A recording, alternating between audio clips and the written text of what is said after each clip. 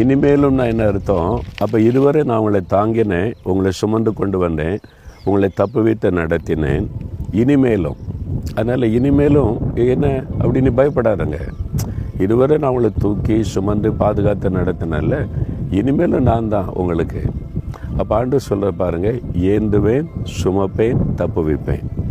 ஏந்துறதுன்னா என்னது யோசித்து பாருங்கள். ஒரு தாய் குழந்தையை ஏந்துவாங்கல்ல, கவனமாக ஏந்துங்கன்னுவாங்க. ஒரு தாய் தன் குழந்தையை அப்படி கையில் ஏந்துவது, அதான் ஏந்துவது. சுமப்பதுன்னா என்ன, தோளில் வச்சு சுமக்கிறது, இடுப்பில் வச்சு சுமக்கிறது. அது தாய் தன் குழந்தைய அப்படியே தோளில் போட்டு தூங்க வச்சு சுமப்பாங்க, இடுப்பில் சுமப்பாங்க, சுமப்பார். தப்பு வைப்புன்றது என்னது, ஒரு ஆபத்தான நிலையில் தப்பு வைப்பார்.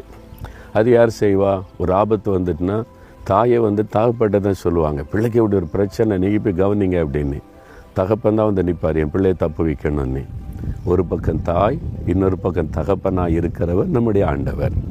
பிறகு எதுக்கு நீங்கள் பயப்படணும்? அவர் தான் சொல்கிறார், என் மகனே, என் மகளே, இதுவரை நான் உன்னை தாங்கினேன், உன்னை சுமந்தேன், தப்பு வைத்தேன்ல, இனிமேலும் நான் தான் உனக்கு, நான் உன்னை தாங்குவேன், என் கையில் நான் ஏந்துவேன், நான் உன்னை சுமப்பேன், உன்னை தப்பு வைப்பேன்னு ஆண்டவர் சொல்கிறார்.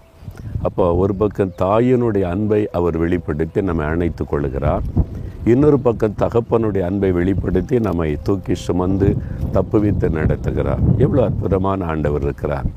அதனால் தாயினுடைய அன்பு, தகப்பனுடைய கரிசனையும் நீங்கள் இயேசுவனிடத்தில் பார்க்க முடியும். தாயும் தகப்பனுமாய் இருக்கிற ஒரு அற்புதமான தேவன் இருக்கும்போது எதுக்கு பயப்படணும்? நீர் இனிமேலும் என்னை நீங்கள் தாங்குவீங்க, ஏந்துவீங்க, சுமப்பீங்க, தப்பு வைப்பீங்க. இதுவரை நான் அப்படி நடத்துனீங்க, நான் விசுவாசிக்கிறேன். தைரியமாக சொல்லுங்கள், பயம்லாம் ஓடி போயிடும். தைரியமாக மகிழ்ச்சியாக நீங்கள் முன்னேறி போக முடியும். சரியா? தகப்பனே, இதுவரை என்னை தாங்குனீங்க, சுமந்தீங்க, தப்பு வச்சிங்க, இனிமேல் நான் உன்னை ஏந்துவேன், சுமப்பேன், தப்பு வைப்பேன் வாக்கு கொடுத்துருக்கிறீங்க. ஸ்தோத்திரம். நான் அதை விசுவாசிக்கிறேன். கடைசி வரை நீங்கள் என்னை தாங்கி நடத்துவீங்க. இயேசு கிறிஸ்துவின் நாமத்தில் ஸ்தோத்திரம், ஸ்தோத்திரம். ஆமென்.